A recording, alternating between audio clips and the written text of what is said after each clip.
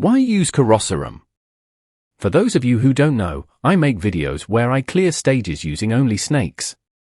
Right now there are only 8 FIDEA operators in the global version of the game, and Corroserum is one of those. But it has not gone unnoticed by my viewers that even with a lineup this small, it's rare for Corroserum to actually see use in my videos. I play Arknights because I like each of these characters and units and want to show off their good qualities, but evidently it is hard to do so for Corroserum. Does that mean Corroserum is bad? Is he simply lacking in good qualities to show off? Now to be clear, I think a well-designed operator, a good operator if you will, is not necessarily an operator that does a more billion damage, but one that is an effective and interesting expression of what their subclass does. A bad operator meanwhile is one that fails to achieve what they're designed to do.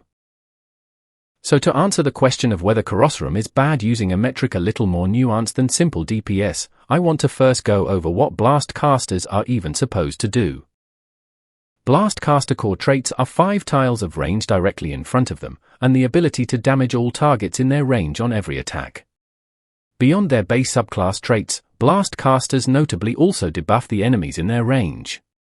Corroserum has silence, Aroma has levitate, and Ifrit has absolutely everything. You can't avoid talking about Ifrit when talking about blast casters. There's only 3 of them. Ifrit has been in the game since launch, and it took 2.5 years for Corroserum to become the second one. It's clear that Hypergryph struggled to figure out how to iterate on the base concept set by Ifrit. Ifrit has some unsustainably ridiculous numbers as a launch unit from before the game had a good feel for its own balance, but people's idea of what a blast caster should do was completely defined by what Ifrit does. Regardless of what the 5-star version would look like, they would inevitably be dismissed as bad for not just being Ifrit again. I think Ifrit's high personal damage as a 6-star gives a lot of players the wrong idea about the role a blast caster is actually supposed to fill. This is something I can't really blame them for, because for 2.5 years she was the only blast caster, and she does a lot of damage. But it's not the personal damage that makes Ifrit so good, and it's also not that Hypergryph redefined what a blast caster does to justify making Corroserum and Aroma into these weird maligned and popular units. Ifrit's S2 already shows what was clearly always the intended purpose of a blast caster. It lowers defense, which is something Ifrit herself cannot actually make use of. It's there purely to help her teammates. Blast casters are fundamentally team players. Their job is not to kill everything in range by themselves, their job is to make things easier for the rest of your squad. Their long attack interval gives them comparatively low base DPS for their attack stat, and they can't easily kill enemies just passing by.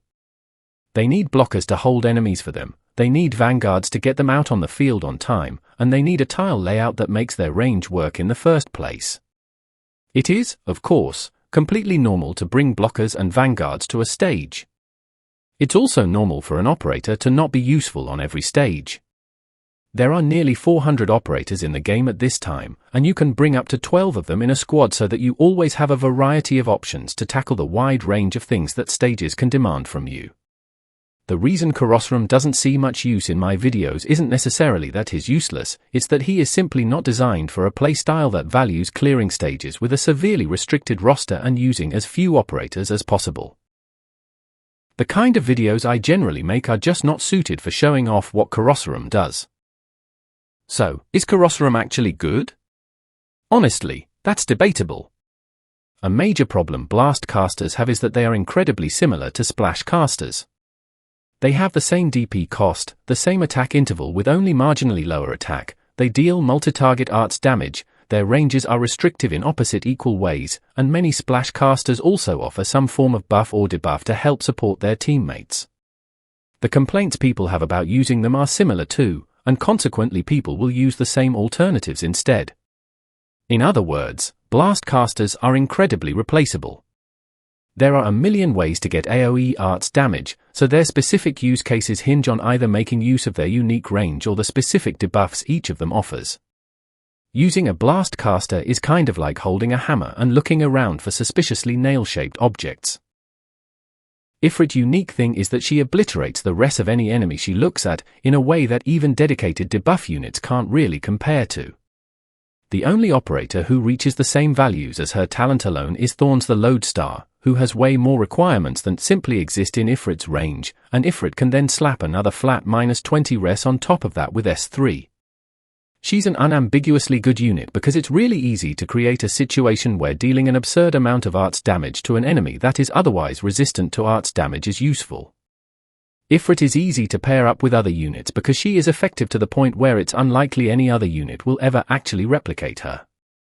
Aroma's levitate gimmick is niche, but she is well designed as a blast caster because her kit actively invites you to create the situations where she is useful. Her S2 giving bonus damage when an enemy leaves levitate immediately signals that she is an operator you're meant to use with other operators, and creates a clear list of what operators would be good partners for her. She is a hammer that makes you start looking for suitable nails. Corroserum is a bit more of a generalist, and his big special thing is silence. Silence is an incredibly powerful debuff when it's relevant, but it's not something that really creates an opening for synergy. You either silence an enemy or you don't. There are no operators that gain bonus effects when attacking silenced enemies or anything like that. Because of that, Corroserum's place in a squad is in competition with other silence appliers, instead of complementing them like Ifrit and Aroma complement their teammates. Players looking for a way to apply silence will sooner look to Lapland, or Other Lapland, or J, or Podenko, all of which are more popular units than Corroserum.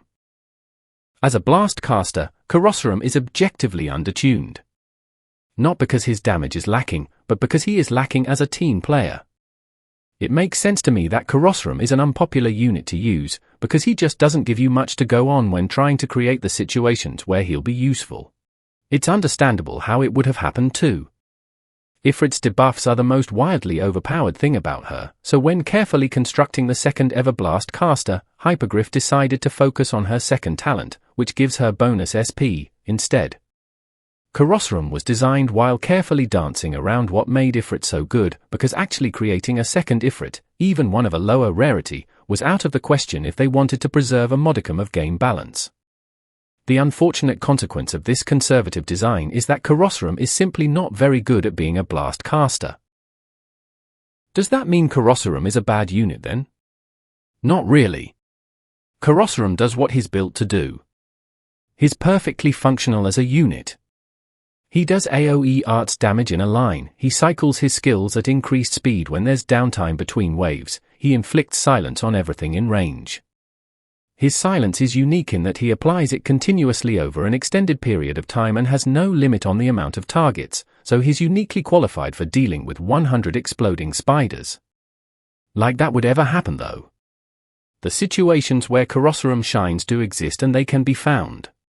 There'll never be situations where Corroserum is the sole solution, because that would be bad game design. But it's actually not all that hard to have Corroserum's specific qualities as a unit fill a key role in your strategy. Corroserum's ability to silence every target in range without getting distracted and targeting the wrong enemy made him crucial to my CW S3B clear, for example. Personally, I decided I would build Corroserum long before I even thought of doing niche knights. It was like 3 years ago while trying to clear SN10.